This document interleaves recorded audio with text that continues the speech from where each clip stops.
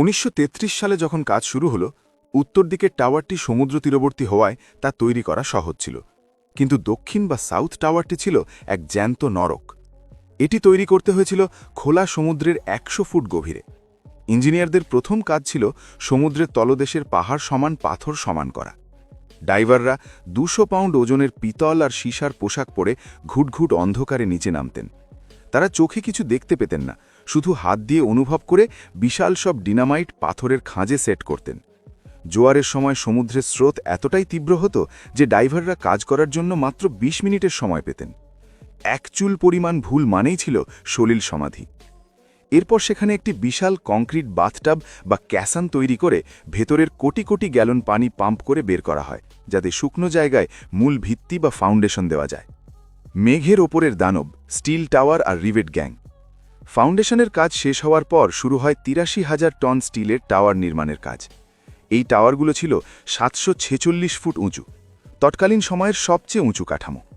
আশ্চর্যের বিষয় হল, তখন কোনো সেফটি বেল্ট বা হার্নেস ছিল না। শ্রমিকরা মেঘের ওপর দাঁড়িয়ে খালি হাতে কাজ করতেন। বিশেষ করে রিভেট গ্যাংয়ের কথা না বললেই নয়।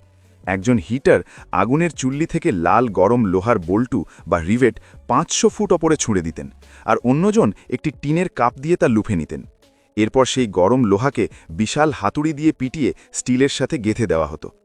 প্রশান্ত মহাসাগরের তীব্র বাতাস প্রতি মুহূর্তে তাদের নিচে ফেলে দেওয়ার চেষ্টা করত, কিন্তু তারা যেন শূন্যে একজন ব্যালেরিনা ডান্সারের মতো সাবলীলভাবে কাজ করতেন।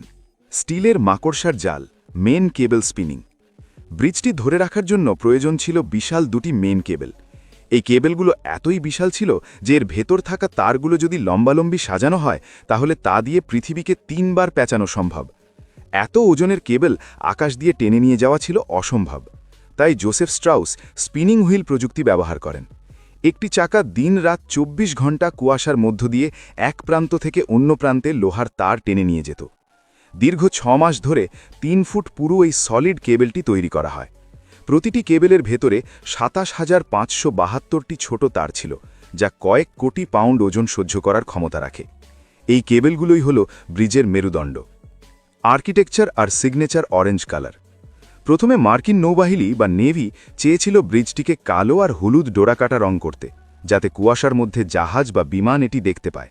কিন্তু আর্কিটেক্ট আরভিং মরো যখন দেখলেন স্টিলের ওপর লাগানো অ্যান্টিরাস্ট প্রাইমার রংটি ইন্টারন্যাশনাল অরেঞ্জ সমুদ্রের নীল পানের সাথে অসাধারণ মানিয়ে যাচ্ছে, তিনি এটি রাখতে সিদ্ধান্ত নেন। তিনি টাওয়ারগুলোকে আর্ট ডেকো স্টাইলে ডিজাইন করেন, যাতে ওপর থেকে নিচে লম্বা খাঁজ কাটা দাগ ছিল। এই ডিজাইনটির কারণেই যখন আলো টাওয়ারে পড়ে তখন তা এক অপার্থিব সৌন্দর্যের সৃষ্টি করে। সেফটি নেট আর হাফওয়ে টু হেল ক্লাব। ১৯৩০ সালের দশকে একটি অলিখিত নিয়ম ছিল, প্রতি $১ মিলিয়ন খরচে অন্তত একজন শ্রমিকের মৃত্যু হবে। জোসেফ স্ট্রাউস এই মৃত্যুফাত থেকে বাঁচতে $১,৩০,০০০ খরচ করে ব্রিজের নিচে একটি বিশাল সেফটি নেট বা জাল টাঙিয়ে দেন। এই জালের কারণে ১৯ জন শ্রমিকের জীবন বেঁচে যায়, যারা কাজ করতে গিয়ে পা পিছলে নিচে পড়ে গিয়েছিলেন। এই ভাগ্যবান ১৯ জন নিজেদের একটি মজার নাম দিয়েছিলেন হাফওয়ে টু হেল ক্লাব বা নরকের অর্ধেক পথ থেকে ফেরা ক্লাব।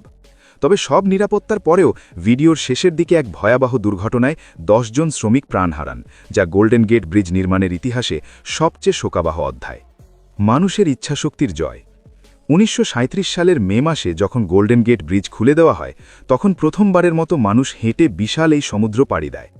২৫০টি গাড়ির ওজনের সমান একটি কেবল আর অদম্য সাহসের ওপর দাঁড়িয়ে থাকা এই ব্রিজটি আজও পৃথিবীর অন্যতম ইঞ্জিনিয়ারিং বিস্ময়। আজকের দিনে আধুনিক ড্রোন বা রোবট দিয়ে হয়তো কাজ সহজ হতো, কিন্তু সেই ১৯৩০ সালে শুধু হাত আর হিম্মত দিয়ে এই কাজ করা ছিল এক অলৌকিক ঘটনা। আপনাদের কি মনে হয়, আধুনিক প্রযুক্তি কি সেই সময়ের সাহসকে হার মানাতে পারে? কমেন্টে জানান। ভিডিওটি ভালো লাগলে লাইক দিন এবং আমাদের চ্যানেলের সদস্য হতে সাবস্ক্রাইব করুন। ধন্যবাদ।